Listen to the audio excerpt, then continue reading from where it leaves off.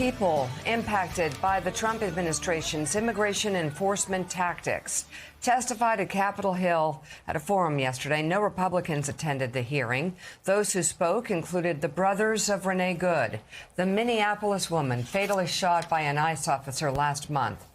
They described deep grief and frustration that their sister's death has not led to meaningful change, despite national outrage. In the last few weeks, our family took some consolation, thinking that perhaps Nay's death would bring about change in our country, and it has not. Other witnesses included a Chicago woman shot several times by a Customs and Border Protection officer last fall during a protest. Democratic Congressman Robert Garcia shared text messages from the officer who shot her. Ms. Martinez, these are images of texts sent by the agent who shot you. And they're actually disturbing to read, but I think it's important for the public to see this. The agent linked an article about your shooting and texted, "Read it. 5 shots, 7 holes. I fired 5 rounds and she had 7 holes. Put that in your book, boys." Oh, well, it is what it is. Happens. This is someone that works for the United States government. I fired 5 rounds and she had 7 holes.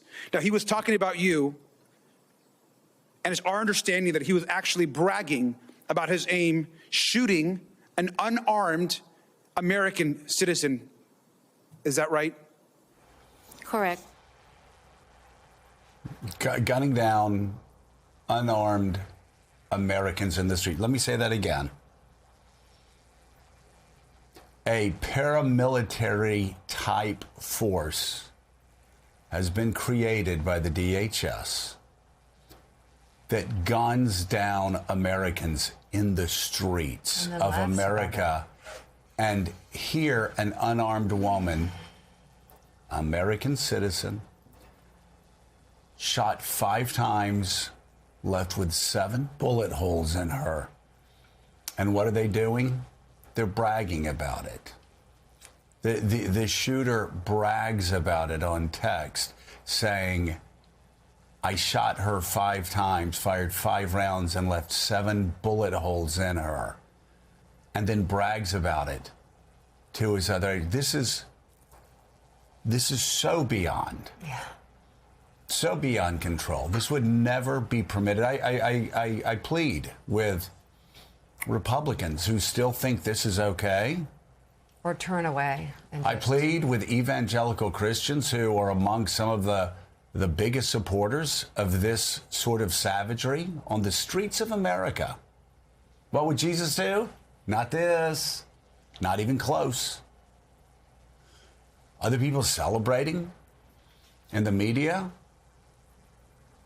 are mocking or ridiculing the shooting of these American citizens in the street, gunning them down, and nothing apparently is changing. We're going to continue taking you through what happened yesterday on Capitol Hill, but then we're going to show you what's still happening in Minnesota with these Keystone cops that haven't been trained, that are killing Americans in the street and continue drawing their guns. It's crazy. And, you know, Mika, they will present charges, and federal judges, one after another, will basically say, "Get out of my court. Stop wasting my time." And now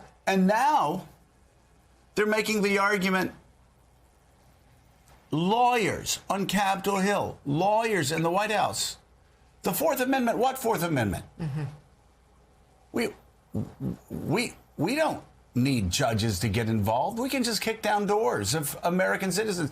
This is such an egregious breach of the most basic civil rights, constitutional rights of Americans. This is what the Republican Party, the small government party, was supposed to be against. This is what we fought against all the time. A creeping, growing federal government that could take away our property, that could take away our guns, that might even, I don't know, shoot us because we had guns, as the director of the FBI, as the Treasury Secretary, as the President of the United States, as Jeanine Pirro. Yeah. Said a couple of days ago, if you come in to my district if you come into D.C. with a gun, I'm going to arrest you. What? In 2008, there was a case called Heller. It was the first time the Supreme Court said, the Second Amendment says what it actually means. Yeah. That Americans have a right to keep and bear arms, even in the District of Columbia. Jeanine Pirro says no. She tries to clean it up. No, not too late. Too late. You let us know in a press conference what you believe. Donald Trump, Kash Patel, Scott Bessent. These people are talking like left-wing freaks. Do any of them, especially Ms. Pirro, remember January 6th? Well, A lot of weapons were brought into D.C. Well, and do they remember one They're state house hardened. after another state house after another state house where there were people that came with AR-15s and lined the halls of state legislature? Nobody shot them. The Biden administration didn't shoot them. And yet a Republican administration is saying if you have guns, we have a right to kill you. If you legally have guns, we have a right to kill you. If you are in your house with your family, we have a right to kick the door down without a judicial warrant.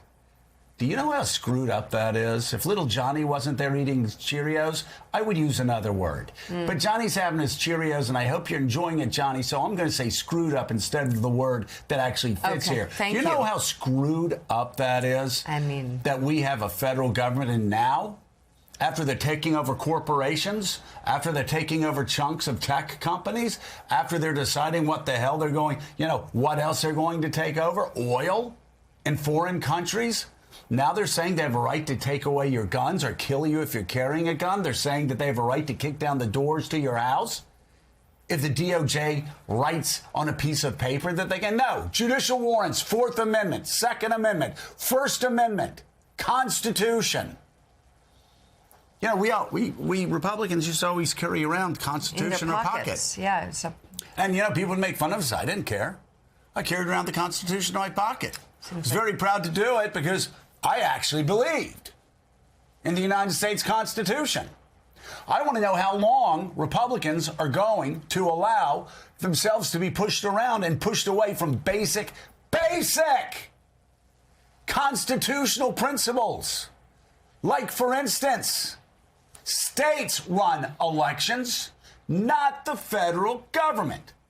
A person has a right to keep and bear arms. Yes, Jeanine, even in Washington, D.C., even at protests. But these judges, they have these people coming to court. They throw it out immediately because it is such an abuse of power by an ever-growing federal government that right now, by the way, has the federal debt up to $39 trillion. When I left Congress, it was $4 trillion. We balanced it 4 years in a row. Balanced budget 4 years in a row. $39 trillion. Biggest spending administration ever. Biggest deficits ever. Biggest federal debt ever. This government keeps getting bigger and bigger and bigger. And there are Republicans on Capitol Hill doing nothing about it. They will pay at the polls. They just will. Because, as we always said, when we were fighting to balance a budget, if you give Americans a chance to vote for real Democrats or Republicans that are acting like Democrats, they'll vote for the Democrats every time. And I'm speaking now only to the big spending ways of this Republican Party. So, hey, guys, you're just sealing your own fate. Wake up. Wake up. The First Amendment means what the First Amendment means. The Second Amendment means what the Second Amendment means. The Fourth Amendment means what the Fourth Amendment means. And Mickey, again, this is why the judges are saying, get out of here with your stupid cases. Saying it to the government time and time again. By the way, a federal judge later dismissed the DOJ's charges, to your point, against that Chicago. What a surprise. Also at the hearing, Aaliyah Rahman, a Minneapolis resident and U.S. citizen with autism and traumatic brain injury. She testified about how she was dragged from her car by immigration officers you see here during an enforcement operation. That incident was caught on video, which Are you proud, Republicans? Are you proud of this? She's disabled, and she's Yeah, good trying job, to Republicans. Are you proud of this? She said she was a citizen. She also said she was disabled, but nobody was listening to her. On her They way to a just doctor's wanted to appointment. rough her up. On her way to a doctor's appointment. Good job, Republicans. She was Are you proud? detained.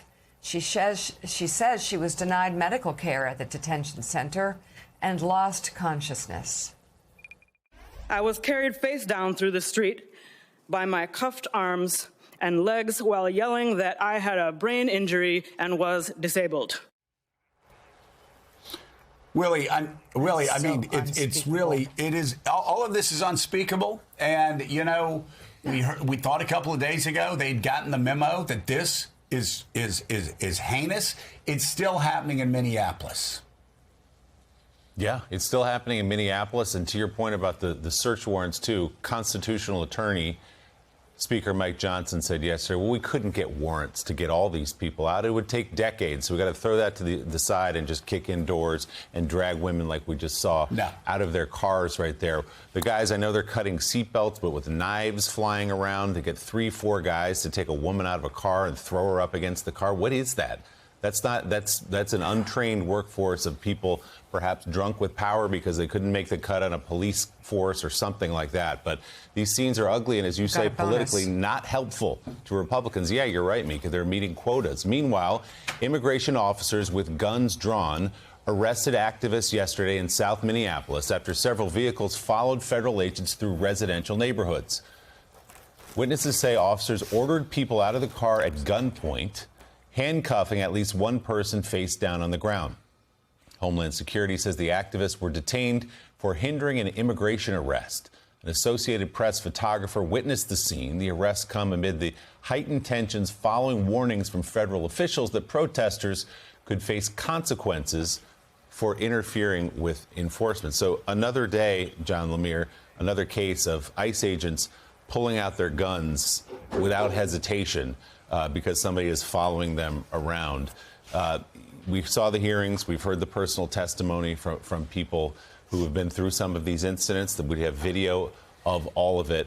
And for all the talk of a little bit of a walk back, and Tom Homan's in and Bovino's out, and we're going to scale back a little bit. We're going to give body cameras. As we said yesterday, a lot of that is very cosmetic. It gives the impression that something has changed. But in the streets of Minneapolis and other places, they have not. Yeah, so much for de-escalation. I mean, there have been some very small steps, body cameras coming in. Homan has suggested that he's trying to put in some new tactics as to how they do this, but they haven't taken effect yet, clearly. I mean, that's a horrifying moment yesterday. Guns drawn, coming in the wakes of the deaths, the shooting deaths of 2 American citizens in the last few weeks. The other incidents, we played the video of the woman who was pulled over by armed officers who came in her car, one agent standing in front of the vehicle, gun drawn. She eventually was released when she was able to call a local police officer who was able to intervene. But this is a White House that continues to push this. Yes, there's some cosmetic changes, but, Caddy, as we've been reporting in recent days, those quotas still exist. Stephen Miller is still driving how this does. DHS has now purchased gigantic warehouses outside a number of major cities, believed to will be turned into detention centers. So even if, and again, it hasn't happened yet, they de-escalate somewhat, the overall purpose is still the same. And if that's happening, and there's this culture of confrontation in a highly big budgeted agency, knowing that the President of the United States has got their back and they can act with impunity, more scary altercations like that are going to keep happening. Yeah, partly because these officers aren't trained to do what they're doing, which is trying to deal with crowd control effectively when you have protesters coming up and filming incidents. And it's evident that these you saw it with the video of that young woman. There was no need for 4 guys to be pulling a young woman who says she has a brain injury and is on her way to a doctor's appointment and is an American citizen. None of this needs to be happening. Barack Obama deported lots of people who were in the country illegally. We never saw scenes like this. This is being done by people who aren't trained to do it. When Alex Pretty was killed, there was a feeling that maybe the White House was going to row back. But these scenes and the bravery of the people filming them, these scenes coming out of Minneapolis, suggest that actually the president is happy with having these scenes play out on American television. Otherwise, you can be sure the message would have gone down to these officers that it had to stop. That's right. These officers are drawing guns. These thugs are drawing guns on people because they are following them. That's it. You hear, when they come out of the car screaming, you hear them drawing guns and saying, at that. Just look at it. Look at this. That is what happened to Renee Good. Is that called de-escalation? And I think in this video, some idiot stepped in front of the car again.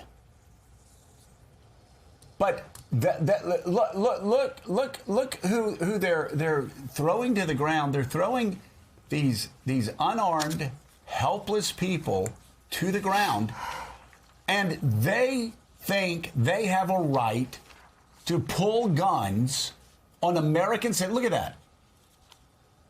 On American citizens simply because they're following them. Documenting in many cases. Would that happen if the NYPD knew that somebody was in a car and posed no threat to them? Would they come out with 4 people pulling guns? No. John Lemire, have you ever heard of that in your years working as a beat reporter for the Daily News? The NYPD ever acting like this when they knew that somebody was in a car, maybe recording them, but posed no threat to them? Not that I can recall. I mean, certainly NYPD, there's no shortage of training for the NYPD officers. And of course, every police agency makes some mistakes. There are questionable decisions, but not consistently like this. These are officers who are trained, police officers, the NYPD, I'm saying, are trained to handle crowds. They're trained to handle people filming them. They're trained to handle crowds gathering and watching what's going on.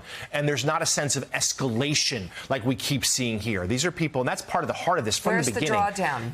These are ICE agents and Border Patrol agents who have no experience in urban environments, not like this, and that they don't know what they're doing. And the limited training as they're rushing these new agents to the field is yielding consequences like this.